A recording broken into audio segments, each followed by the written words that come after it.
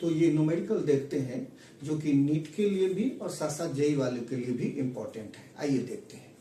एक क्वेश्चन है जो एनसीईआरटी का है कि 0.5 ग्राम एक ऑर्गेनिक कंपाउंड लिए। कितना ग्राम?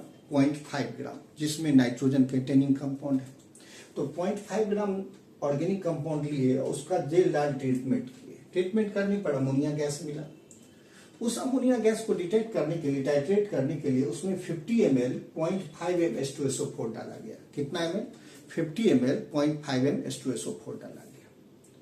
क्योंकि H2SO4 एक्सेस में था तो उसको फाइंड करने के लिए उसमें फिर से जो एसिड बच गया अमोनिया से रिएक्ट करने के बाद, उसमें 60 ml 0.5 m NaOH डाले तो कंप्लीटली एसिड न्यूट्रलाइज हो गया।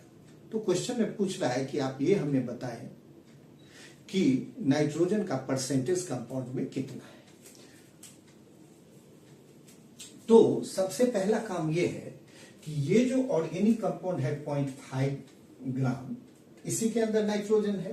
तो आप परसेंटेज ऑफ नाइट्रोजन निकालने के लिए फॉर्मूला बनाएंगे, वेट ऑफ नाइट्रोजन एटम बटा weight of organic compound into 100। क्या बनाएंगे? वेट ऑफ नाइट्रोजन एटम बटा weight of organic compound into 100। अब हमको वेट ऑफ ऑर्गेनिक कंपाउंड तो 0.5 ग्राम दिया हुआ है, तो 0.5 ग्राम लिख दिए। अब वेट ऑफ नाइट्रोजन एटम निकालना है। तो इसके लिए तरीका देखिए।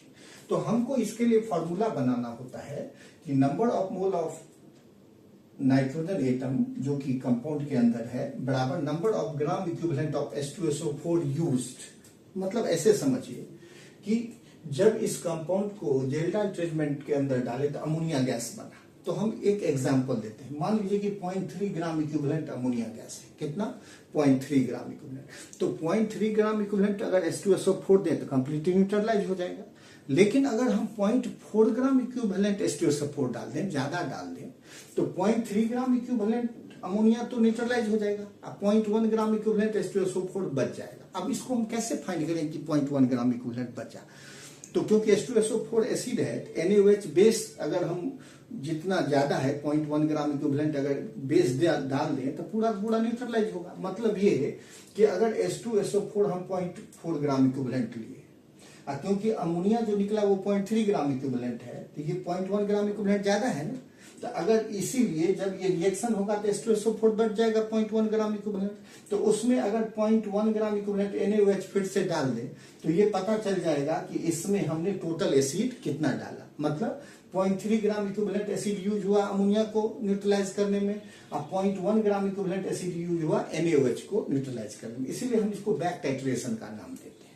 तो इसीलिए हमारा फॉर्मूला होगा number of moles of nitrogen atom बराबर number of gram equivalent of H2SO4 used. तो इसका मतलब जितना लिए माइनस जितना NaOH हमने डाल दिया।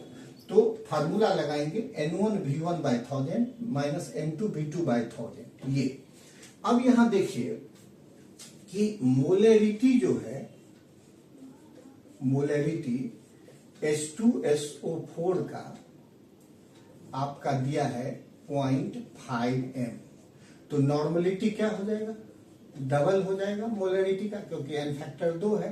तो 0.5 इंटू 2 तो 1n जो हो गया इसका नॉर्मलिटी हो गया। और NaOH में देख लीजिए तो मोलैरिटी जो है NaOH का आपको कितना दिया हुआ है? 0.5 m। और यहाँ n फैक्टर 1 ही है, इसीलिए ये 0.5 n ही हो जाएगा। तो अब यहाँ देखिए कि आपका ये जो 50 ml दिया हुआ है, ये इसको V1 मान लीजिए, और ये जो नॉर्मलिटी निकाले इसको N1 मान लीजिए, और ये 60 ml जो NaOH है उसका वॉल्यूम V2 मान लीजिए, और ये जो 0.5 n दिया है इसको N2 मान लीजिए। तो अब हमारा ये फॉर्मूला हो गया। तो वेट ऑफ नाइट्रोजन बटा 14, आपका नॉर्मलिटी H2SO4 का कितना है? 1, वॉल्यूम कितना? 50 by 1000, और हमारा जो NaOH बेस बाद में ऐड किया उसका कितना है? 0.5 नॉर्मलिटी, वॉल्यूम कितना? 60 by 1000।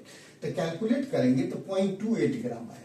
हमको परसेंटेज ऑफ नाइट्रोजन निकालना है, तो वेट ऑफ नाइट्रोजन कितना है? 0.28।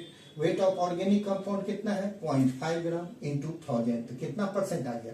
50%। तो बहुत ही आसान तरीके से हम लोग इसको बना सकते हैं। सीधा याद रखना है कि number of moles of nitrogen atom बराबर number of gram equivalent of H2SO4 used, लिए से मतलब नहीं, यूज्ड, और फार्मूला हो जाएगा यही N1V1/1000 माइनस N2V2/1000 जो number of mole of nitrogen के बराबर होगा। तो उम्मीद करते हैं कि आप इसको समझ गए होंगे।